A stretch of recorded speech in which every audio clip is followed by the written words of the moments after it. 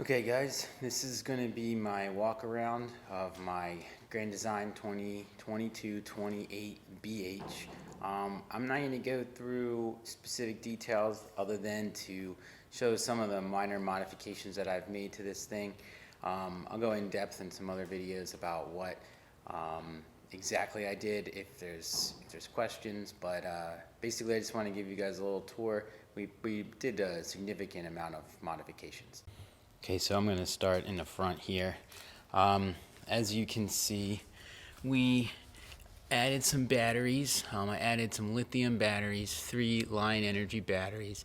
The Lynx distributor is a new addition. I wanted to do that for a couple of reasons. The Multi Plus 2, the Turbo GX is over there, and then we have our solar. That is not fused yet, but it's not active. The wires are disconnected, so I'm going to fuse that in a little bit. I'm going to do a video about this kind of stuff eventually, but suffice it to say, I went through a couple iterations of this, and this is what wound up working for me. I used a bunch of videos on YouTube that were very helpful, but it took me a while to come up with this solution, and I'm pretty happy with it though. So there's my front bay. This is the stuff that usually goes in there, minus the hitch, obviously. All soft and small stuff. I'm sorry about that. All soft and small stuff, and there's a cover for the batteries back there. So I'll continue down the driver's side of the RV right now. Propane tank is in there. This is my pass-through storage. My Nautilus panel. All this stuff is pretty standard on all Grand Designs. You can see I used this plywood in the back so that I could brace the Multi-Plus and things, because that wall is only a 1/2 inch thick. It worked pretty well, pretty happy with it. Over here we have the Furrion hot water heater. This is the tankless model that everyone's complaining about.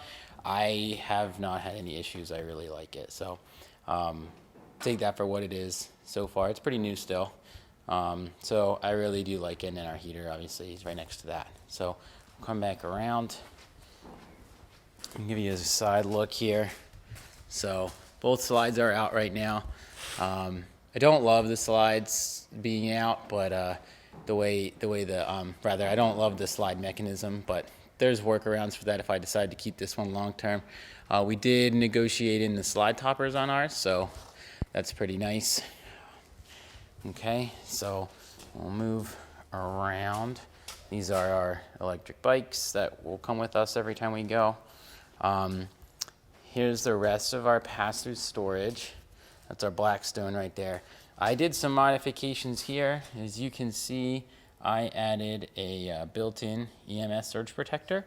And actually when I did that, this wall, I was able to gain about 6 extra inches of space in that wall. So that is pretty nice. I'm pretty happy with that. That was pretty easy to do, although it did take some time. So that's what I did there. We got the nice fold-up steps. See if I can do this. The steps actually fold up so you can get all the dirt off them before you go in. Okay, and then coming down, I got snap pads on everything. One of the things that was the most heavily modified on the outside, other than the electric, was this. Okay, my wife wanted to keep this little fridge here, so we kept the fridge, and we took out all of the shelving and the crappy grill, because I have the Blackstone. We took that all out. And I made this into storage. Now, I don't know if it's going to be easy to see, but when we had this shelf here, try to back out, to zoom out a little bit here. So when we had the shelving in here, the wall rather, ended here. So it was just this big, as big as this area right here.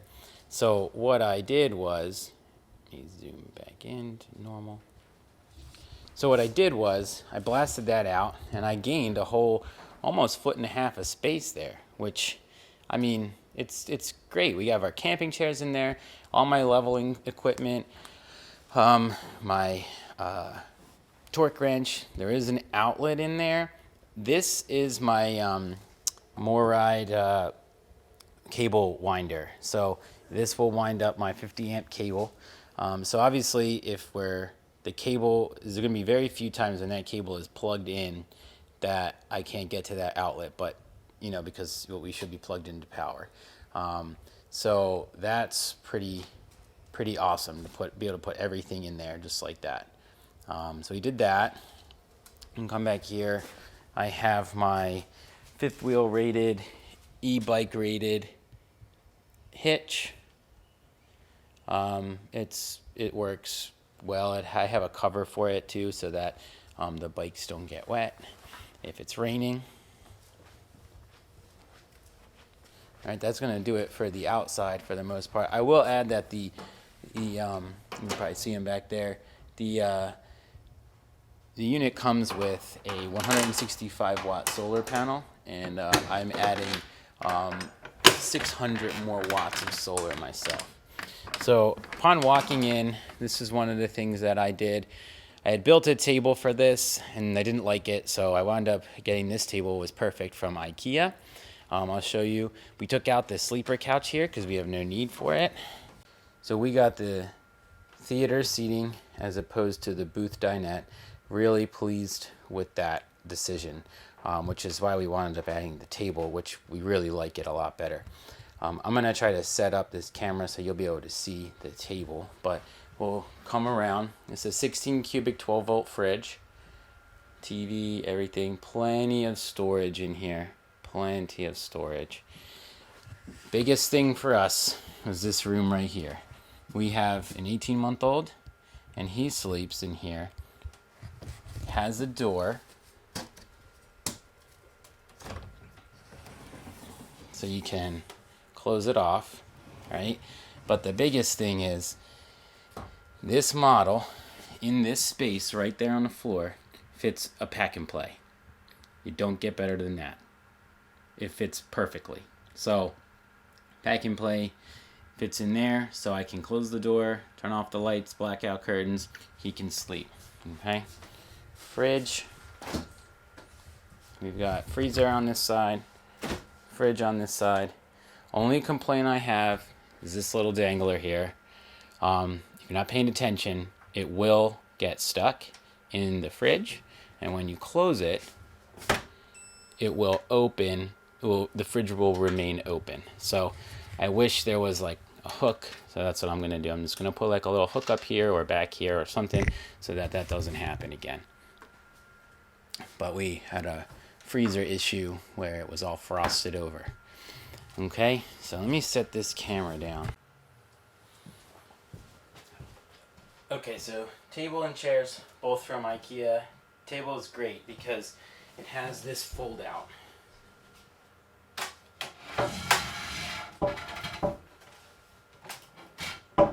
And it locks in right there. So it folds out. It's wonderful. We use the same straps that came with the couch to secure the table. Works excellent. Doesn't move. I had debated screwing it into the wall, but I hadn't need to do that. So I'd rather leave it portable. Whoops. Push it all the way. We painted the table black. It came gray, I think. Don't remember, but worth it. We're pretty happy. All right, we'll keep moving. Okay. We got all this storage up here.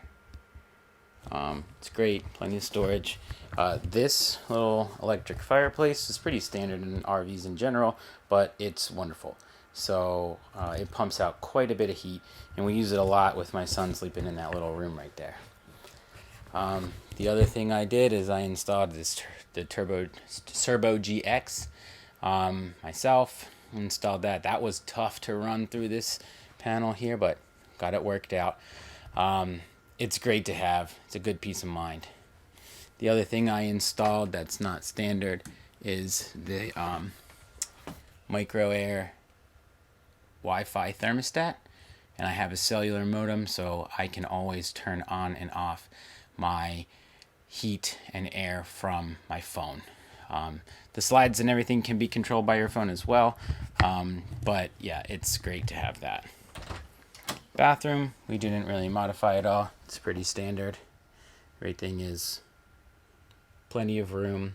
We have this wardrobe slide, which is great. Keeps the towels and everything. My clothes go in there. We've got our bedroom. And then I mounted a TV in here with the RV TV mount with the backing on that. So I will make a video on that to talk about how that was done. That was actually way easier than I expected. The backings are metal, so you just need some magnets to find them. So I guess I'll go back in here for a second. We have the Furrion tankless water heater. Pretty happy with that too. Like I said, works great. So that's pretty much it. Obviously we have the outside and inside speakers. You can play the speakers from the TV on there, so that works pretty well if you wanted to. I don't think there's much else to go into. So if you have any questions, let me know. I'm happy to talk about anything that you see here. But that's pretty much the long and short of it to begin with, okay? Have a good one. Stay tuned for the next one.